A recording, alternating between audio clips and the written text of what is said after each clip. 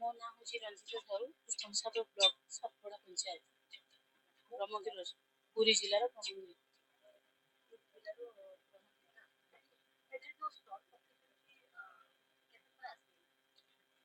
ମୋର ଆସିଲାଣି 13 ବର୍ଷ ହେଲାଣି, ମୁଁ ଆସିଲାଣି ଷ୍ଟଲକୁ। ତ ଏ ଖଦୀ ମହୋତ୍ସବ ଲାଗିଛି, ସାଧାରଣତଃ ଖଦୀରେ ଲାଗେ, ଖଦୀ ମହୋତ୍ସବ ଲାଗିଛି। ଆଉ ସବୁ ବର୍ଷଠୁ ଏ ବର୍ଷ ହାଷ୍ଟ ବେପାର ଭଲ ଅଛି ବେପାର। ଆପଣଙ୍କର ଯୋଉ ଅଗରବତୀ ନାଁ ହେଉଛି ନନ୍ଦିନୀ ଅଗରବତୀ। 25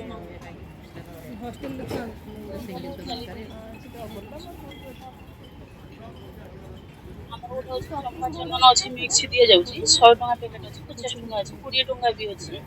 ଆଉ ଯଦି 3 ପ୍ୟାକେଟ୍ ନେଲେ ଗୋଟେ ପ୍ୟାକେଟ୍ 20 ଟଙ୍କା, 3 ପ୍ୟାକେଟ୍ 50 ଟଙ୍କା।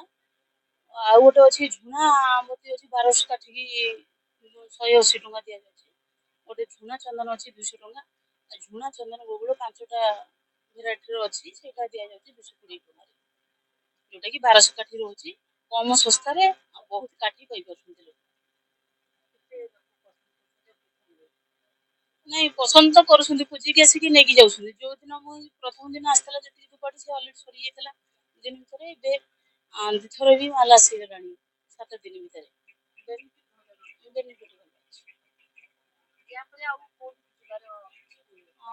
ଏପାଳିକ ଅଛି ଶିଶିର ଗୋଟେ ଅଛି, କଟକ ଅଛି, କାଲିଠୁ ଲାଗିବ।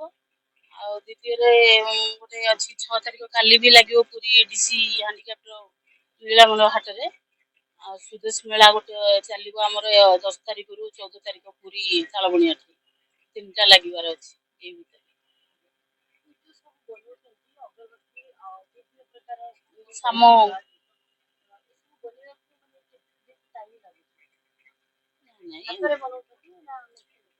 ନାଇଁ, ଅଗରବତୀ ଟା ସେତିକି ହାତରେ ଆମର ଥିଲା 53 ଜଣ ଲୋକ କାମ କରୁଥିଲେ। ଏବେ ମେସିନ୍ ହେଇଯିବାରୁ ଲୋକ କମିଗଲେଣି, 25 ଜଣ କରୁଛନ୍ତି।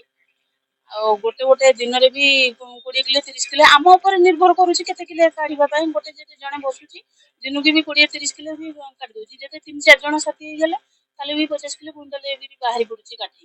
ଯେ ଆମ ଉପରେ ନିର୍ଭର କରୁଛି କାଠି କେତେ କାଢିବା ଆମେ ସେଇଟା। ଆଉ ଇଏ ଲୁହା ଜିନିଷ ଅଛନ୍ତି, ଆମର ଗୋଟେ ବ୍ରହ୍ମଗିରି ଅଛି, ୟୁନିଟ ଅଛି, ସେଇଟା ଆଦିବାସୀ ଲୋକ ରହୁଛନ୍ତି। ଆଉ ସୁପୁର ଜଣେ ବି ମିସ୍ତ୍ରୀ ଅଛି, ଲୁହା ଜିନିଷ ସିଏ ତିଆରି କରୁଛି, କାଠ ଜିନିଷ ଗୁରା ସେଇଠି ତିଆରି କରୁଛି। ଆଉ ରେଡିମେଡ ଟା ଯାହା, କାହିଁକି ନା ଆଇଟମ ସେଥିରେ ଆଇଟମ ନ ରହିଲେ ଚାଲିବନି ନା, ସେଥିପାଇଁ ରେଡିମେଡ ଟା ରହୁଛି।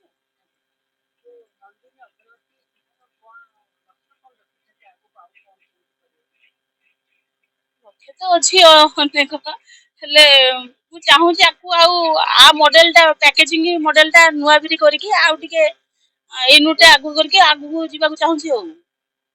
ମଧୁପୁଞ୍ଜ ତ ନେଇଥିଲା 25 ଲକ୍ଷ ନେଇଥିଲା, ସିଏ ଯେତିକି ବାଟ ଯାଇଛି କି ନ ଯାଇଛି କହିପାରିବିନି, ଖାଲି ନାଁ ଟା ଯାହା ଅଛି।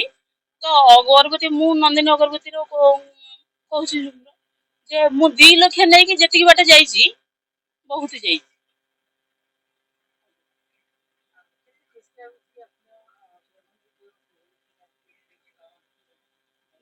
ବହୁତ ଖୁସି ଲାଗୁଛି, କାହିଁକି ନା ଲୋକ ପରିଚିତ ଟିକେ ହେଇଯାଉଛି।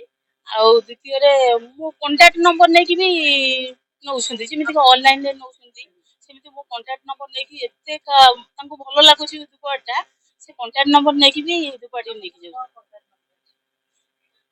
ମୋର ଅଛି 7064718097